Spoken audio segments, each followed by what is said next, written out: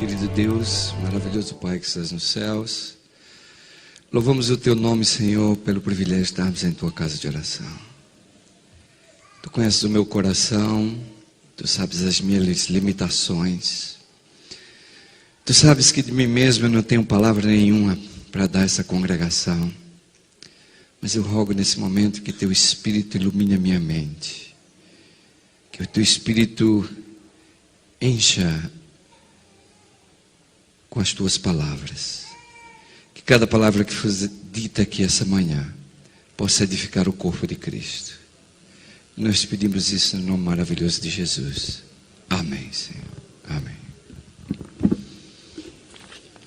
Feliz sábado.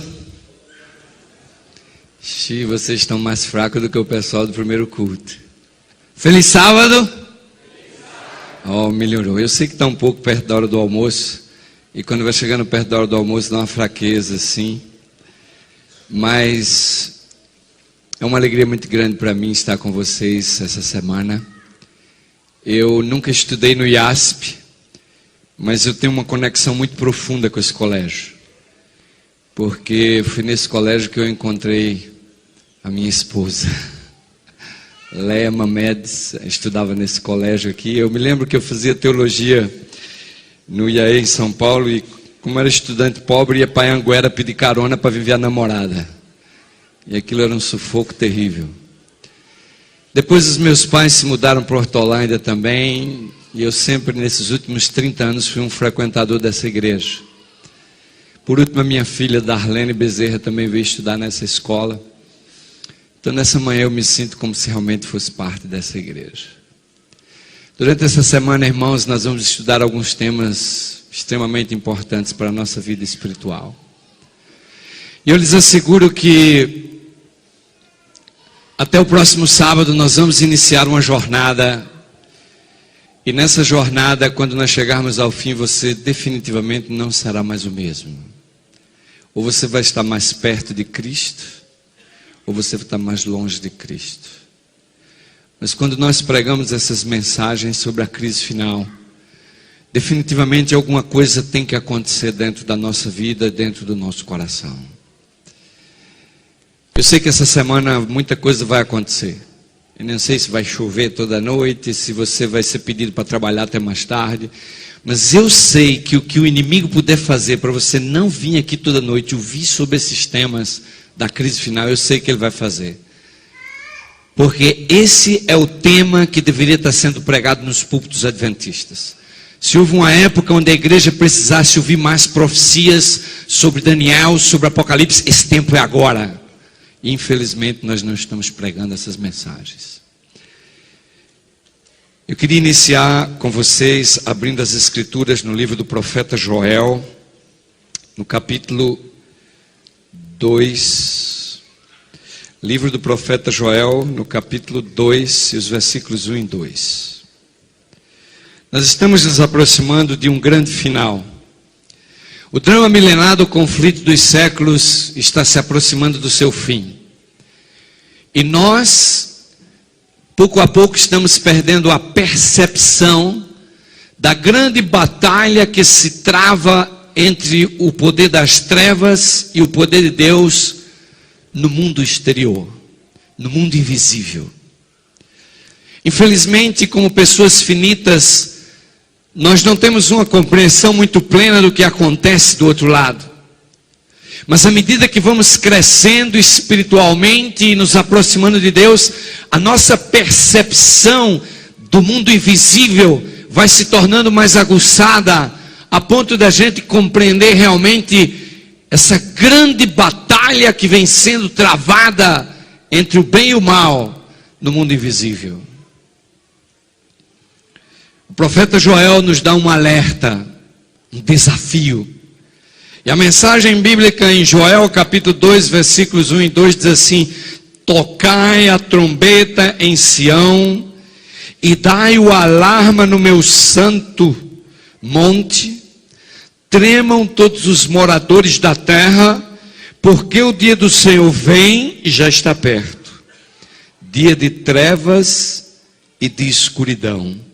Dia de nuvens e de trevas espessas.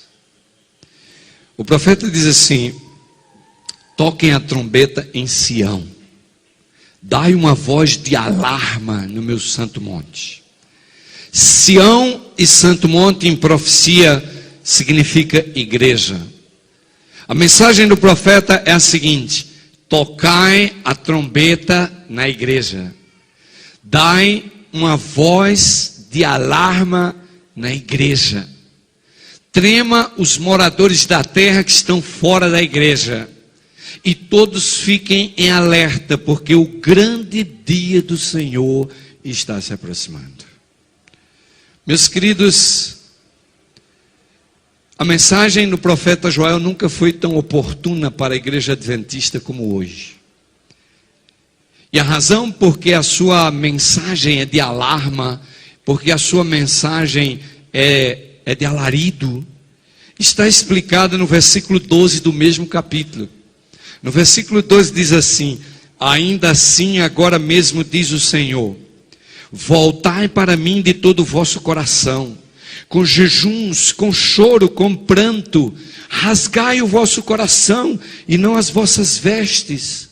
Voltai para o Senhor vosso Deus, porque Ele é misericordioso e compassivo, tardio em irar-se, grande em amor e se arrepende do mal.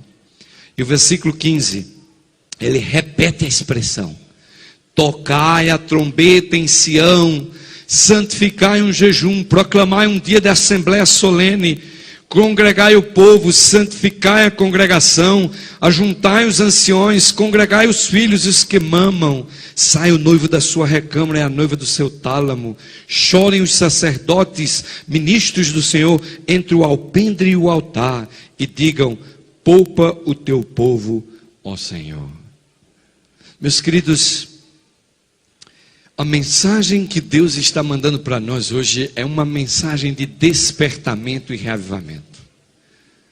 Deus está dizendo assim: tocai a trombeta na igreja e convocai e santificai um jejum solene. Chorem os ministros, saia a noiva da sua recâmara, deixe a lua de mel.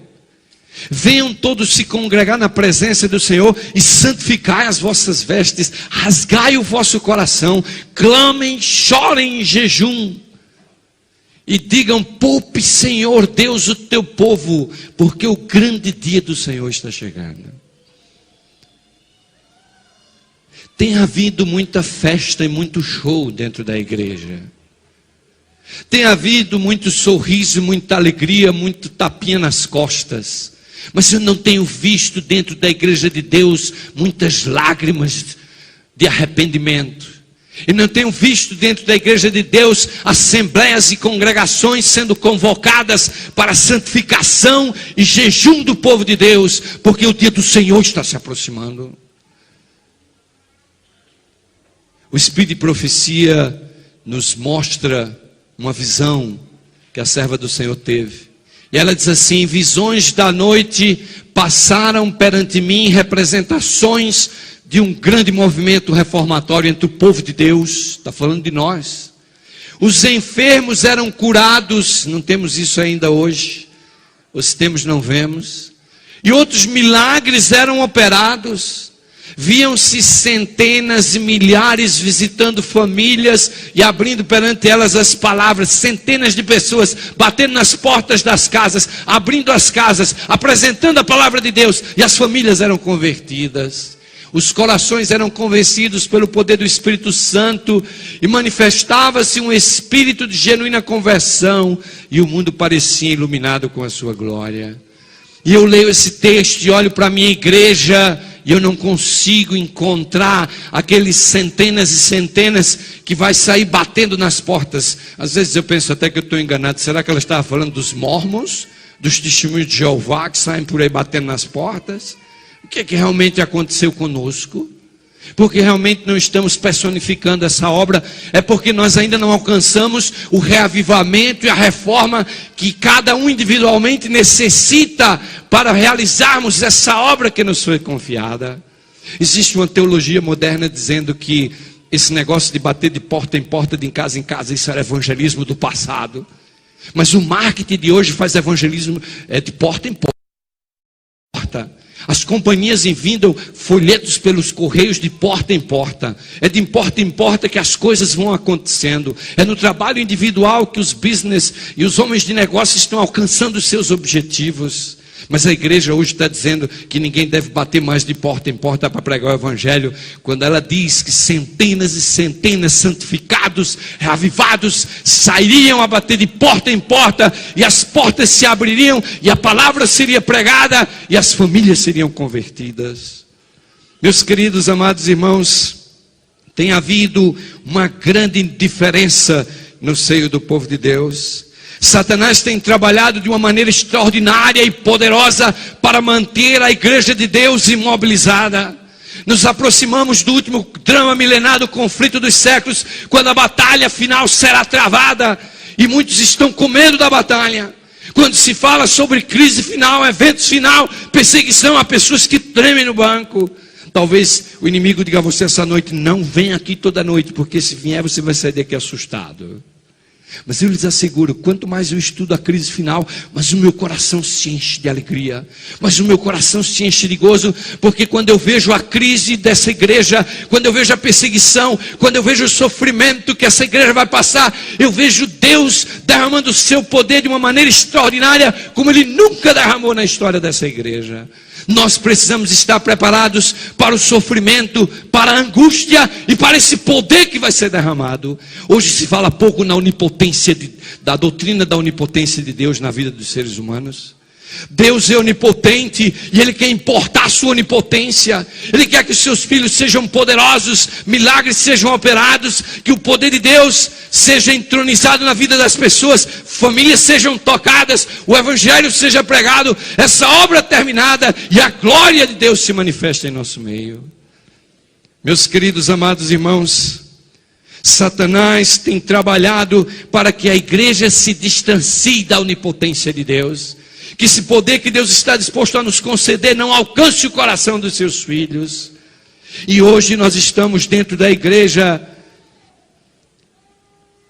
sem esse poder na nossa vida. Nós hoje estamos dentro da igreja olhando uns para a vida dos outros.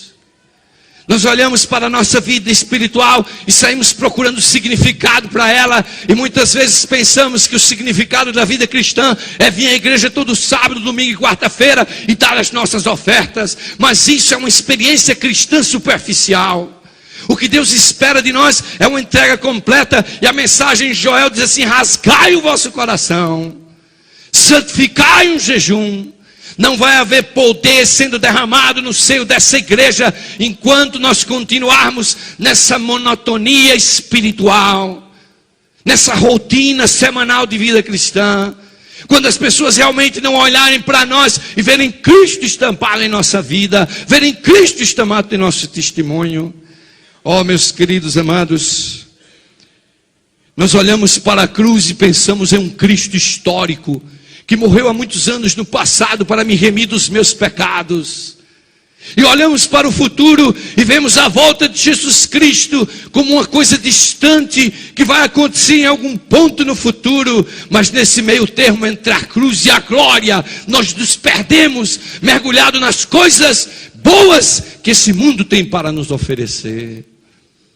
Essa igreja necessita urgentemente de um reavivamento e uma reforma.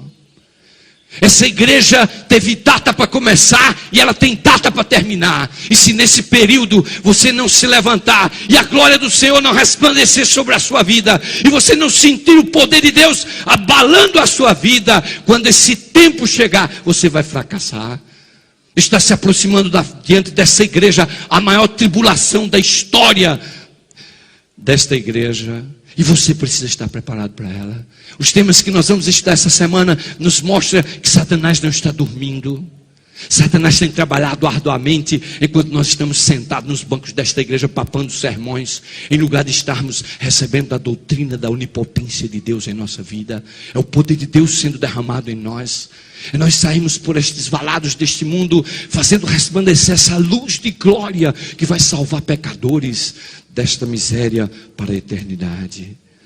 Há duas coisas, diz o Espírito de Profecia, que vai produzir esse reavivamento espiritual na igreja. E vocês sabem que o mais incrível é que essas duas mensagens, ela vem sendo desprezada pela igreja. A gente não tem dado atenção devida a ela. A mensagem da igreja de Laodiceia, que está em Apocalipse 3, e a justificação pela fé. Nós não podemos entrar para estudar os eventos finais sem primeiro a gente olhar e atentar para essas mensagens. Se nós abrirmos a Bíblia em Apocalipse 3, antes de ler o texto que está na tela, eu queria que nós abríssemos Apocalipse capítulo 3. E esse é o tema que nós vamos rapidamente estudar essa manhã. Livro de Apocalipse no capítulo 3, e os versículos 14 a 19. Apocalipse capítulo 3, versículos 14 até o 19. Diz assim essa mensagem, mensagem à igreja de Laodiceia. Diz assim: ao anjo da igreja de Laodiceia escreve isto, diz o Amém, a testemunha fiel e verdadeira, o princípio da criação de Deus. Conheço as tuas obras, que não és frio nem quente. Quem dera tu fosses frio ou quente. Assim porque és morno, e não és frio e nem és quente. E vomitar-te da minha boca. E tu ainda dizes assim: rico sou, e estou enriquecido, e de nada tenho falta. Mas não sabes que tu és um coitado, e miserável, e pobre, e cego, e nu. E eu aconselho-te que de mim tu compres ouro refinado no fogo, para te enriqueceres, e vestes brancas, para que te vistas, e não seja vista, manifesta a tua vergonha da tua nudez. E colírio para ungir os teus olhos, a fim de que vejas. Eu repreendo e castigo a todos quanto amo. Sê, portanto, zeloso, e o quê? E arrepende-te. Essa mensagem, ela deveria provocar na vida dos cristãos um reavivamento e uma reforma. Essa mensagem deveria fazer com que nós enxergássemos a nossa condição espiritual. Esse testemunho da testemunha fiel e verdadeira, que é Jesus Cristo, o Amém, o princípio, o meio e o fim da criação. Desse testemunho depende o destino da igreja. Desse testemunho depende o destino de cada cristão. E olhem que diz agora o Espírito de profecia nesse texto que vamos ler. Vi que o testemunho da testemunha verdadeira não teve a metade da atenção que deveria ter. O solene testemunho de que depende o destino da igreja tem sido apreciado de modo leviano e se não desatendido de todo. Tal testemunho deve operar um profundo arrependimento, e todos os que recebem de verdade obedecer-lhe-ão e serão o quê? Serão purificados. Meus queridos, amados irmãos, o nosso destino depende de como nós vamos responder essa mensagem. Mas vocês sabem por que a gente não estuda essa mensagem, a gente não quer perder tempo com essa mensagem? Porque essa mensagem, ela denuncia a nossa condição. Ela denuncia a nossa condição de pecador. Quem é que gosta de ver o seu pecado descoberto? Quem é que gosta de ver o seu pecado revelado? Vocês sabem que outro dia eu estava assistindo na televisão. Eu não assisto muito a televisão, mas às vezes quando eu chego em casa tarde da noite, eu vou comer alguma fruta, uma coisa para dormir, eu me sento na frente da televisão. E eu me lembro de uma noite, eu estava nos Estados Unidos, e o canal de televisão começou a passar um talk show. Vocês sabem o que é talk show? É aqueles programas de audiência que bota as cadeiras e as pessoas vão lá e tal. E a entrevistadora, estava lá um casal e uma senhora chorando, e estava o marido dela do lado, e ela dizia: olha, ele está me traindo. E ele dizia: não, eu sou fiel a ela. Dizia: olha, ele está me traindo. E a apresentadora perguntava: olha, você tem certeza que você não trai? Não, eu sempre sou fiel. Mas olha, você sai por aí e faz: não, eu sou fiel e tal. E ela disse: olha, então a gente vai assistir um tape aqui agora. Nós vamos botar um tape ali. E quando botaram o tape, era uma câmera oculta que tinha seguido ele por aí afora e via as presepadas todas que ele estava fazendo. E aparecia ele agarrando e beijando outras mulheres e tal. Meus queridos, vocês precisavam ver a cara do homem quando ele foi desmascarado. O homem não sabia o que falar, ele perdeu a voz, e a apresentadora dizia assim: mas você não jurou aqui que você não estava fazendo nada de errado? Olha aí o seu pecado, você está descoberto. Não existe coisa mais terrível para o ser humano do que ele ser descoberto.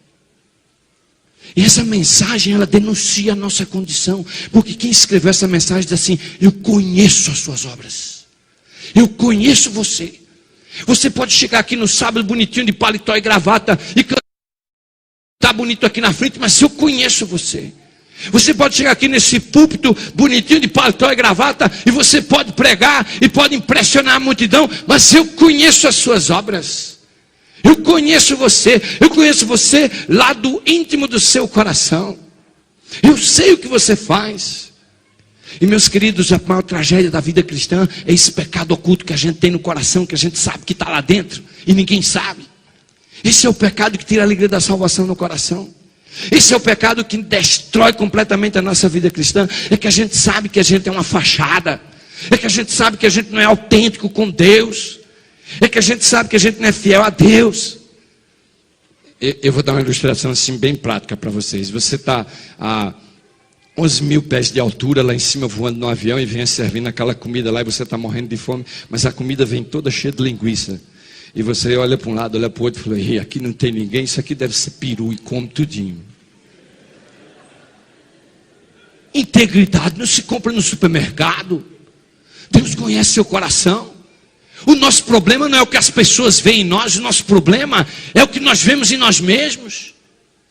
É por isso que há muitos dentro da igreja que perderam a alegria da salvação em Cristo Jesus, porque não são sinceros consigo mesmo. E Jesus diz assim, eu conheço as tuas obras, e o pior de tudo é que tu não és quente, nem és frio. Tu és o quê? Morno.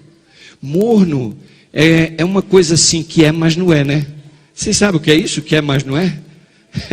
Eu quando era pequeno passava uma propaganda na televisão que eu gostava muito, que era do Denorex. Eu não sei se ainda passa hoje, mas diz assim, Denorex, parece mais? O cristão morno, ele parece, mas ele não é. Ele se veste como cristão, ele anda como cristão, ele canta como cristão, ele sai pela rua parecendo cristão. As pessoas olham para ele e vê como é cristão, mas ele parece, mas não é. E Deus diz assim, eu conheço você. É por isso que ninguém quer estudar essa mensagem, porque ela denuncia a sua condição. Ela sabe quem você é. Eu passei muitos anos infeliz dentro dessa igreja.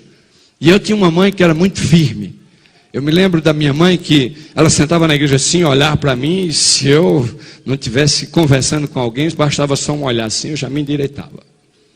Tinha aqui de gravatinha.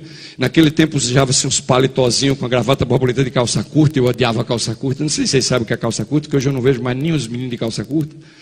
Não é? Mas no meu tempo, calça curta era uma calça igual a essa que eu estou usando, só que era curta, não era comprida. Mas ela tinha o mesmo design dessa calça de hoje, mas era curta. E eu odiava aquilo, aquela coisa de garoto. E a minha mãe botava aquelas calças curtas, ia para a igreja tudo bonitinho. E eu tinha minha lição toda respondida, porque se não respondesse, o negócio era tudo em ordem ali. E as pessoas olhavam para mim na igreja e diziam assim, ai, que coisa linda o filho da dona Esmeralda. Ai, como eu queria ter um filho assim. Eu falei, meu pai, tem misericórdia que essa mulher não sabe quem eu sou.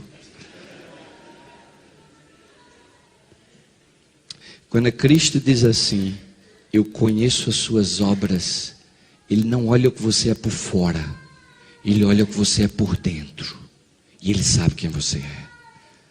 E essa mensagem, ela diz assim, vocês são tudo mornos. E eu estou a ponto de quê? Essa é a parte mais dramática dessa mensagem. Eu estou a ponto de vomitar da minha boca. Como é que Deus pode fazer isso comigo? Mas isso mostra o seu estado. E eu li um texto do Espírito Profético que eu queria ler para vocês agora, que me fez estremecer. E esse texto diz assim, a mensagem laodiceana, essa mensagem que a gente está estudando, diz assim, aplica-se ao povo de Deus que professa crer na verdade presente. A maior parte são professos mornos, tendo nome, mas faltando zelo. Aplica-se a esta classe o termo morno. Quem é morno? Morno é aquele que é professo cristão, mas falta o zelo pela causa. Ok? Você é cristão, está dentro da igreja, é fiel, dá seu dízimo bonitinho, suas ofertas, vem para a igreja, não falta o culto, participa, canta no coral, faz tudo, mas você falta o zelo. Você não tem o zelo. Essa é a classe de morno. E ela continua dizendo assim, não ousam desistir inteiramente e correr o risco dos incrédulos. Não se acham No entanto, dispostos a morrer para o próprio eu e seguir exatamente os princípios da sua fé. Não se empenham inteiramente de coração na obra de Deus, identificando-se com seus interesses, mas se mantêm afastados e estão prontos a deixar seus postos quando interesses mundanos e pessoais o exijam. Cresce da obra interior da graça. Meus queridos, eu vou dizer uma coisa para vocês. Há muitos cristãos hoje que infelizmente trocam a Deus por coisas muito banais. Eu vou dar um exemplo para vocês. Um amigo seu vai casar num sábado de manhã. Um amigo seu vai casar no sábado de manhã. E você é seu melhor amigo e você tem a igreja. E você diz assim: mas a igreja tem todo sábado. E o casamento do meu amigo eu só tenho sábado. Eu vou para o casamento do meu amigo. Você prefere ir para o casamento do seu amigo do que você vir para o seu encontro semanal com Deus na casa dele. Você acaba o culto da igreja no sábado e você vai para o restaurante no sábado almoçar, porque não fez comida em casa, sei lá, era melhor até jejuar do que ir para o restaurante. E você senta lá confortável e você olha para Deus e diz assim: eu não vejo nenhum problema em fazer isso, eu não estou transgredindo o sábado. Eu não estou transgredindo o sábado. Você esquece de botar gasolina no carro na sexta-feira, no seu dia de preparação, e com a maior cara de pau, passa no posto, enche o tanque, e chega aqui no sábado e canta: eu te amo, ó Deus. Diz: ó Senhor, tem misericórdia dele. Se a nossa hipocrisia está alcançando limites que extrapola a paciência de Deus, irmãos. Ou nós somos ou não somos. É por isso que a denúncia da mensagem diz que nós somos mornos. Outro dia tinha um membro da minha igreja que voou para o Brasil na sexta-feira à noite. E amanheceu sábado aqui no aeroporto. Eu disse: mas escuta, por que você está voando dia de sábado? Ele falou: pastor, sabe o que é? É que eu acabo de trabalhar na sexta-feira, aí eu ganho aí o fim de semana e vou na sexta à noite. Eu falei: pois você ore para esse avião não cair no sábado, porque se ele cair você está perdido. Como é que você faz isso? Que espécie de amor você tem por Deus? Nós estamos perdendo o nosso amor a Deus. A nossa condição de morno vem nos deteriorando terrivelmente. A nossa fé tem sido uma fé superficial. Meus queridos amados irmãos, essa mornidão tem corroído a cada um de nós. E há uma mensagem terrível. Olhem só o que diz agora esse texto aqui a respeito daqueles que são mornos. Diz assim: seria mais aceitável para o Senhor que os membros mornos que professam a religião nunca se houvesse chamado pelo seu nome. São um peso contínuo para os que desejam ser fiéis seguidores de Jesus. São pedras de tropeço para os incrédulos. A mensagem de Deus é a seguinte: olha, é melhor você ir para fora da igreja do que você ficar aqui sendo morto. Porque você ficando dentro da igreja morno, você dá mau testemunho da igreja. E essa é a nudez da igreja. É esse mau testemunho. Porque nós temos uma mensagem adventista poderosíssima. E eu lhes asseguro essa manhã, a nossa mensagem, ela é tão poderosa, de que a gente tem dificuldade de viver ela. Eu me lembro de uma vez que eu estava dando estudo bíblico para uma moça da Igreja Universal do Reino de Deus, e a gente ia estudando a Bíblia com ela, e ela estava maravilhada, e ela bebia, e começou a vir para a igreja e assistir a igreja. Depois de um certo tempo que ela estava frequentando a igreja, a gente estava terminando o estudo, ela disse: pastor, o senhor sabe que a igreja adventista tem um problema? Eu falei: mas o que está acontecendo? Ela falou: olha, o senhor sabe de uma coisa? Os membros da Igreja Universal do Reino de Deus, eles vivem a mentira como se fosse verdade. E os adventistas do sétimo dia vivem a verdade como se ela fosse mentira. Falta fogo, falta a alegria da salvação. As pessoas vêm aqui tudo sentadas no banco, quase como uma obrigação. E olha, irmãos, eu vou dizer uma coisa para vocês. Eu não vou nem falar da fisionomia, porque nós pregadores aqui da frente temos uma visão privilegiada de ver o rosto das pessoas. Está ali, sabe? Eu vou dizer uma coisa para vocês. Eu já estive dentro dessa igreja, porque eu nasci nessa igreja, anos e anos e anos sem sentir a alegria da salvação em Cristo Jesus. Eu sei o que é estar dentro da igreja sem ter a alegria da salvação em Cristo Jesus. Eu sei o que é você estar dentro da igreja infeliz.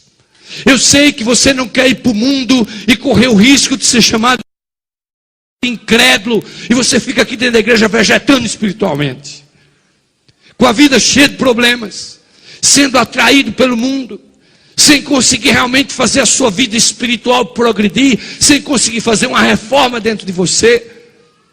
E chega uma hora que você tem que olhar para a vida dos outros, porque você está tão mal, mas você começa a olhar para a vida de todo mundo dentro da igreja, para ver se você acha alguém mais mal que você, pior que você. E quando você acha, você diz, olha ali, olha aquele lá. E aquilo que te faz bem de você ver um pior que você. Porque você está tão mal, que você precisa olhar e falar da vida dos outros, para poder contentar você e sentir-se bem, dizer, eu não estou tão perdido quanto eu pensava, tem muita gente aqui dentro pior do que eu. Isso é o morno. Essa é a condição espiritual das pessoas mornas. Mas eu pergunto a você, o que é que causa mornidão nas pessoas? O que é que nos faz morno? A primeira coisa que nos faz morno, irmãos, é sermos deficientes no fervor cristão. Nós vivemos uma vida cristã superficial. A gente cumpre a tabelinha, né? Bem, eu preciso estudar a lição da escola sabatina, então você pega todo dia, dá uma rabiscadinha lá, 10 minutos você estuda uma lição da escola sabatina, você chega aqui e diz, 7. Estudei a lição. Canta, louva das suas ofertas, depois vou embora. Não bebo, não fumo, não como carne de porco, não faço nada. Mas sou um bom adventista. Eu estou esperando Jesus voltar agora. Jesus chegar, eu estou ok. Se aí você começa a entrar na condição da mensagem, eu sou rico e abastado e de nada, o quê? Eu tenho falta. A igreja adventista está assim, exclusivismo, nós temos a verdade, critica os batistas, os pentecostais, os católicos, está todo mundo feliz da vida esperando a volta de Jesus. Vocês sabem que há um mês atrás eu estava lendo um texto do Espírito assim que eu fiquei abalado. Eu não tinha visto esse texto nenhuma vez. Ela vai dizer assim, em 20 adventistas a gente não acha um que vai para o céu. Se quiser saber, eu lhe mostro esse texto, está no Eventos Finais. Para cada 20 adventistas, não tem um que vai para o céu. Eu falei, meu Senhor, que coisa. Nós estamos perdendo a nossa missão. Nós estamos perdendo lentamente a nossa fé. Nossa religião está ficando formalista. A característica de mornidão que o autor dessa mensagem fala a nós é real, é realista. Nós temos um texto do Espírito de Profecia que nos mostra claramente o quanto nós temos negligenciado. A mensagem de Laodiceia se aplica aos adventistas do sétimo dia, que têm recebido grande luz, mas não tem o quê? Não tem andado nela. A mensagem de Laodiceia se aplica a você, a mim, adventistas do sétimo dia que são mornos, que têm recebido uma grande luz, mas que não têm andado nessa luz. Meus queridos, amados irmãos, o segundo elemento pelo qual a mornidão vem é que nós não queremos morrer para o nosso eu. Nós amamos muito a nós mesmos. Nós amamos mais a nós mesmos do que a Deus. E olha, eu vou dizer uma coisa para vocês. Há um negócio que eu falo lá na minha igreja, que eu falo todo sábado quase. E alguns depois ficam até bravos comigo, depois já não fica mais bravo porque eu vou falar anyway. Eu digo às pessoas assim, olha, muita gente vai perder o céu por causa das pequenas coisas. Muita gente. Se você chega atrasado na igreja, se você chega atrasado na igreja no sábado, e você chega atrasado no seu trabalho na semana, that's ok, está tudo bem, não tem problema. A sua conta lá em cima está limpa. Porque você chega atrasado no trabalho e chega atrasado na igreja, você é um atrasado na vida. Então você sempre chega atrasado. Deus diz assim, ó, coitado do Joaquinzinho lá. Ele chega atrasado no trabalho todo dia, mas ele também chega atrasado na igreja porque ele é um atrasado mesmo. Agora, se você chega no seu trabalho todo dia cedo, marca o ponto na hora, e você chega na igreja atrasado, sua conta lá em cima está aumentando cada sábado. E é bom você tomar cuidado, porque você vai perder o reino dos céus por causa das pequenas coisas, irmãos. Foi Jesus quem falou isso. São as pequenas raposinhas que estão nos pegando na nossa vida. Nós não queremos morrer para o nosso ego. Nós amamos mais a nós mesmos do que a Jesus. E por isso não pregamos o Evangelho. Não pregamos o Evangelho, não sentimos necessidade de pregar a palavra. A nossa missão é a mais nobre que pode existir: salvar pecadores. Vocês sabem que eu me lembro de um acidente aéreo que houve no rio Potomac, em Washington DC, que era inverno e o rio Potomac estava todo gelado. E quem conhece o aeroporto Ronald Reagan sabe que ele fica na beira do rio e os aviões vão descendo. Mas aquele voo da US Air naquela manhã, o piloto, sei lá o que aconteceu, errou a pista e caiu dentro do rio. E o avião afundou dentro do rio. E havia um homem na beira do rio que ele pulou dentro do rio gelado e ele começou a nadar em direção e resgatar as pessoas. Veio o corpo de bombeiro e ele foi lá e salvou um. E ele foi lá e salvou 4 pessoas. Quando foi na 5ª pessoa que ele foi buscar, ele trouxe a 5ª e botou, mas o corpo dele não aguentou a água gelada do rio e ele morreu. Ele morreu para salvar pessoas daquele voo que ele viu que estavam desesperadas, que iam morrer nas águas geladas do rio Potomac. Eu fiquei impressionado com essa história. A nossa missão é salvar pessoas que estão desesperadas, angustiadas, sem esperança, sem futuro nesse mundo. Essa é a razão, essa é a missão da nossa igreja. Nós existimos para pregar o evangelho. E eu lhes asseguro, eu já estive do outro lado. Eu entrei no ministério sem dar estudo bíblico. Eu tinha medo de dar estudo bíblico. Eu já fui pastor 5, 6 anos e não dava estudo bíblico. E eu todo dia me angustiava, orava e disse: Senhor, eu não tenho o dom de dar estudo bíblico. Alguém botou na minha cabeça que dar estudo bíblico era um dom espiritual. Não é não é dom espiritual. Estudo bíblico não é dom, estudo bíblico é requerimento para quem vai alcançar o reino dos céus. Se não quer dar estudo bíblico é porque não quer fazer parte do reino dos céus, porque isso faz parte do currículo do cidadão celestial. Nós vamos estudar essa semana que não vai haver coroas sem estrelas lá em cima. Quem estiver lá em cima vai ter alguém lá porque você levou. E eu me angustiava quando eu li essa mensagem, porque eu dizia assim: eu nasci na igreja e nunca ganhei uma alma para Jesus. Ai, aquilo me dava uma angústia e um desespero. Outro dia o pastor Jonas Hazarras contou uma história e eu nunca me esqueci. Ele disse que na igreja central de Curitiba, no sábado pela manhã, estava fazendo um apelo, no sábado pela manhã, para as pessoas darem estudos bíblicos, e estava dando a Bíblia e o curso bíblico, quem quer e tal, e vinham pessoas à frente pegar, o pregador fez um apelo, de repente veio uma senhora idosa buscar a Bíblia e o curso dela, e o senhor olhou assim e falou assim: mas a senhora não sabe ler, como é que a senhora vai pegar a Bíblia para dar estudo bíblico? Ela falou: mas eu quero. Ela falou: mas a senhora não sabe ler. Ela falou: mas eu quero.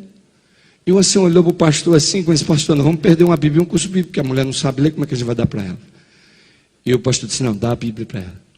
E ela foi embora para casa, chegou em casa, chamou a vizinha do lado e falou: olha, vizinha, é o seguinte, o pastor da minha igreja deu essa Bíblia, esse curso bíblico para estudar, mas eu não sei ler.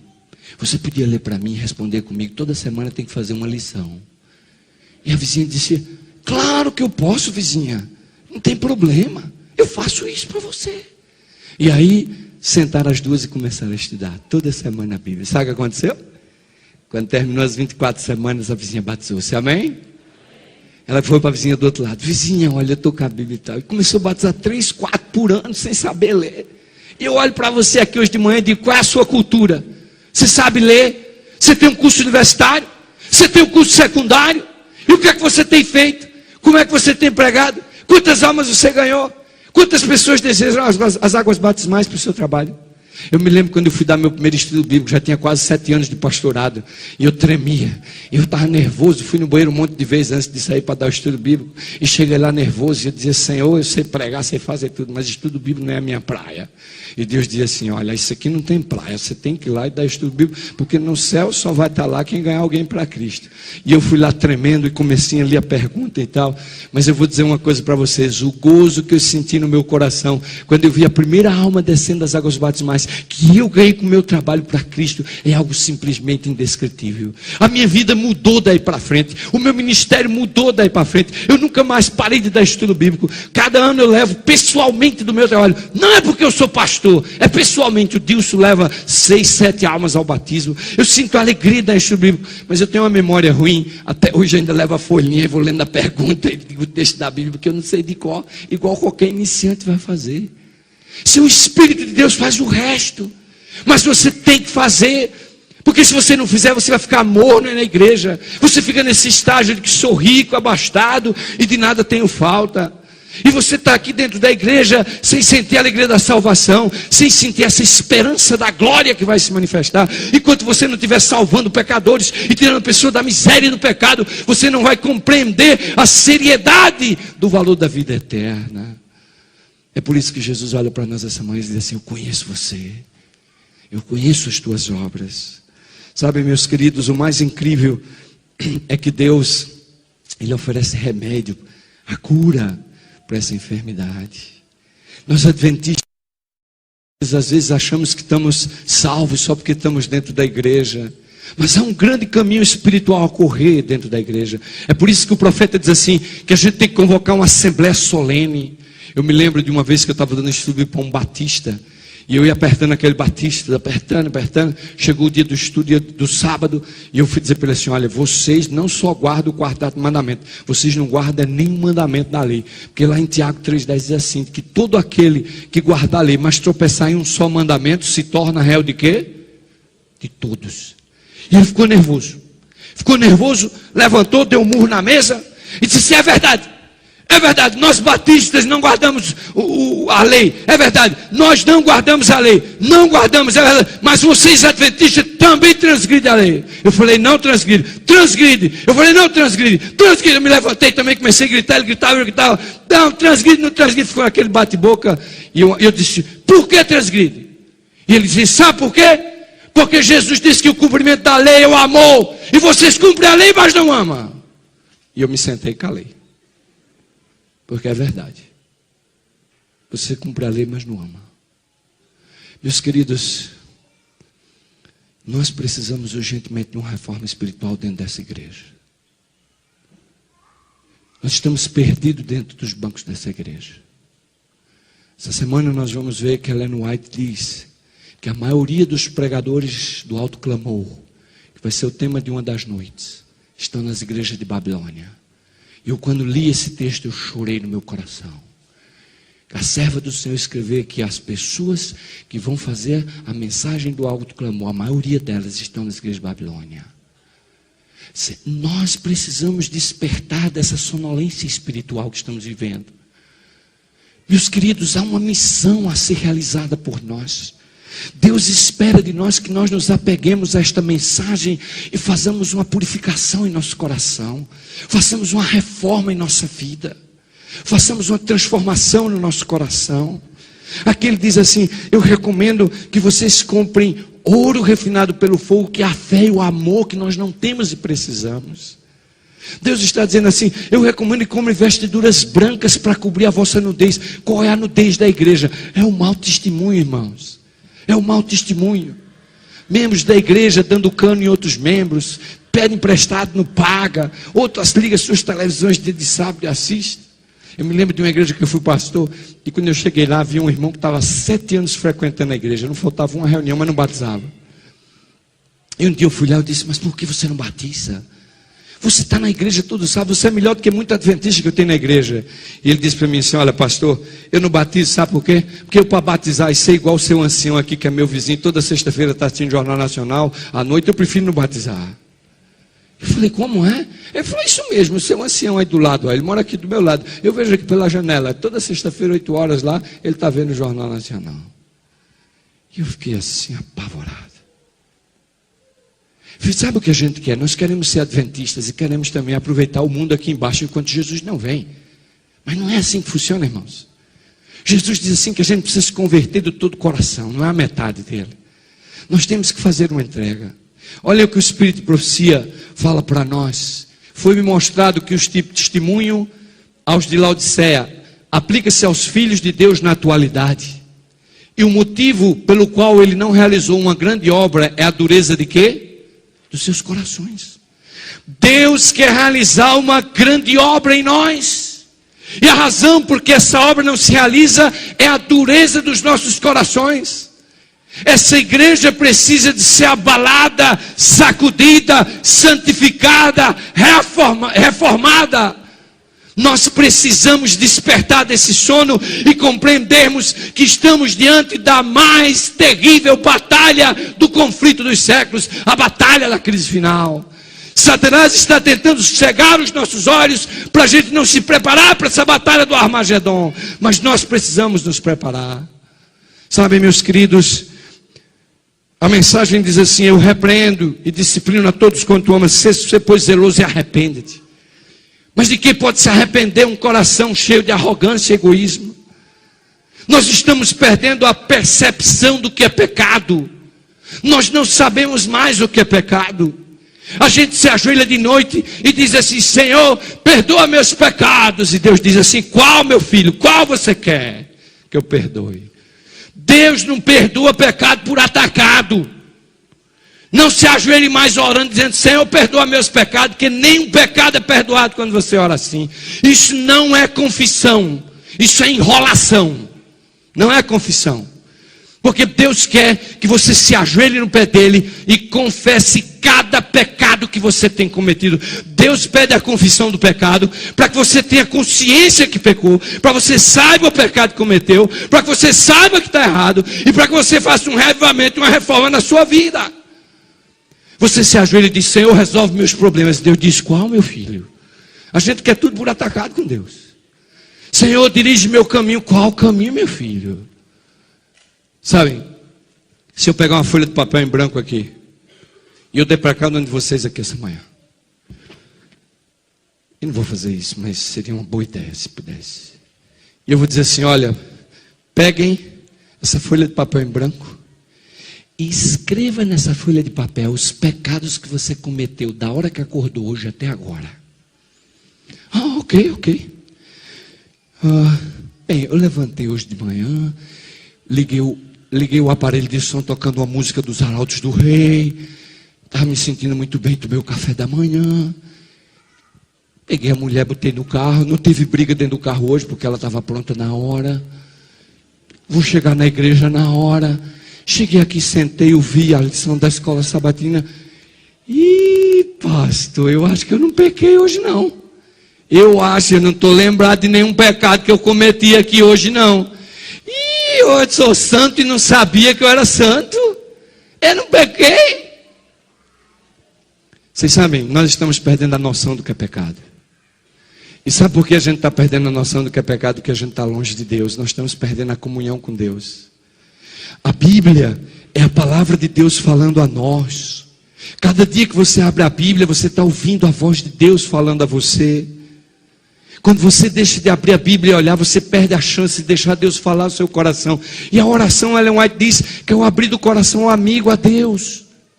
Mas quanto tempo você passa de oração por dia? Quanto tempo você está orando por dia? Meus queridos, amados irmãos, nós precisamos definitivamente compreender de que Deus exige uma santificação do nosso coração. Na mensagem de Joel ele diz assim: Deus está desesperado.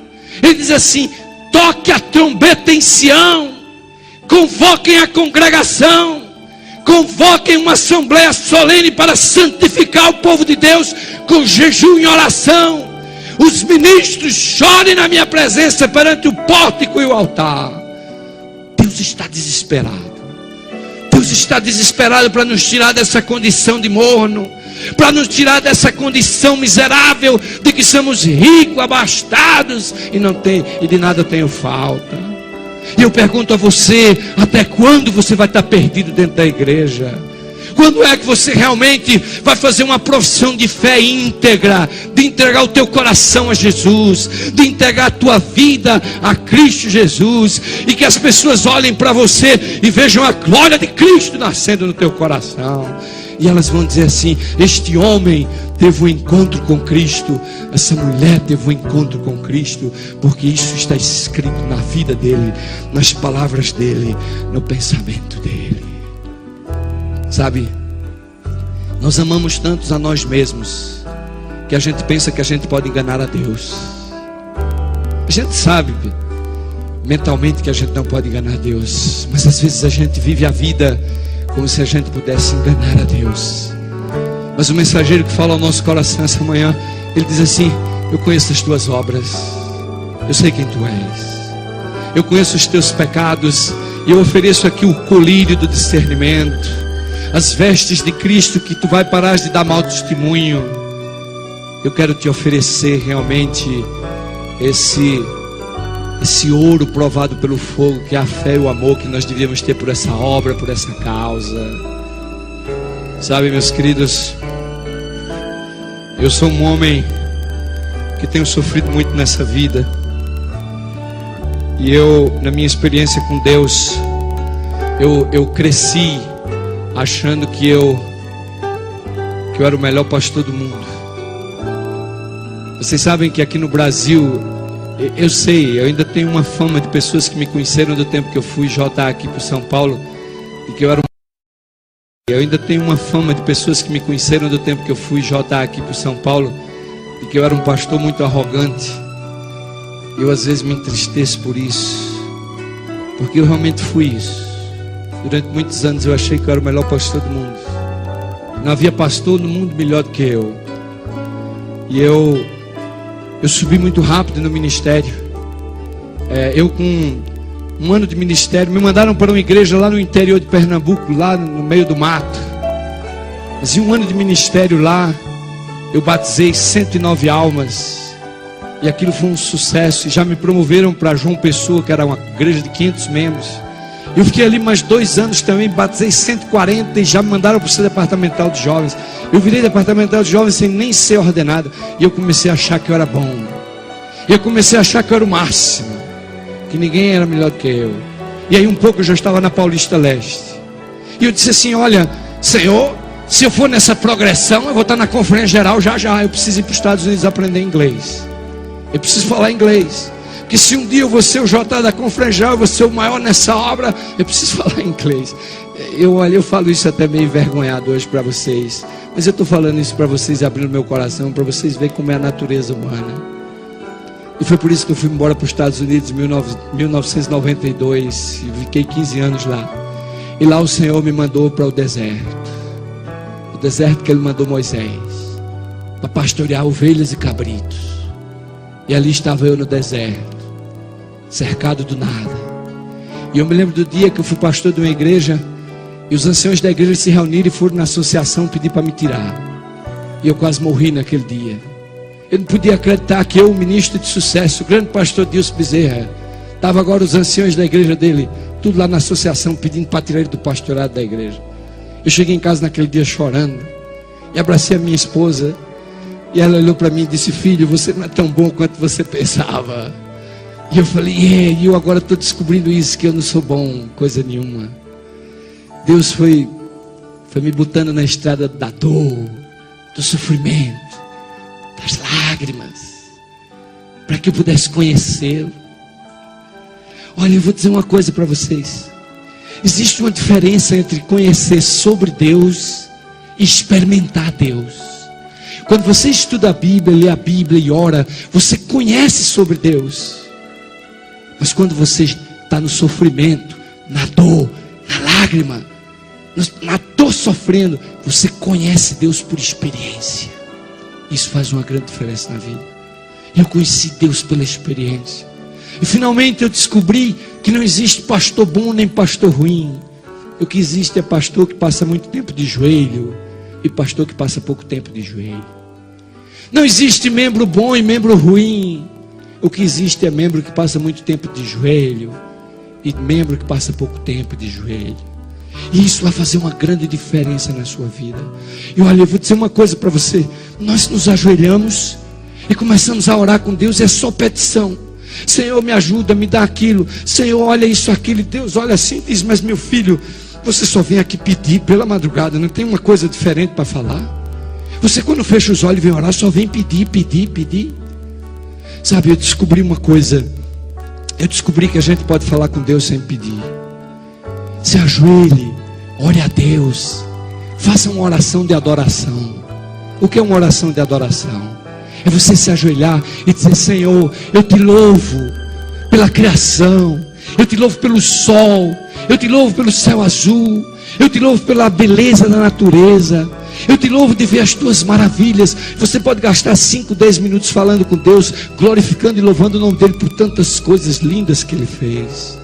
Você pode fazer orações de gratidão, agradecer a Deus por coisas pequenas, agradecer a Deus pelo pão, pelo alimento, pela igreja, pela roupa de vestir, pelo trabalho, pela noite bem dormida, pela saúde, por tantas coisas. Depois que eu cheguei na África e vi a miséria daquelas pessoas e vi o sofrimento daquelas almas, meu coração se compungiu. Eu agora aprendi a orar e agradecer a Deus por o que Ele tem me dado. Eu sou rico e não sabia.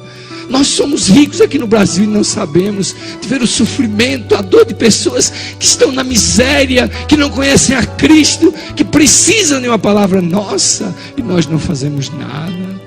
Eu descobri que eu posso falar com Deus confessando meus pecados, em orações de confissões específicas. Se você se ajoelhar de noite e for confessar os erros que cometeu durante o dia, só aí você vai falar uns 20 minutos com Deus.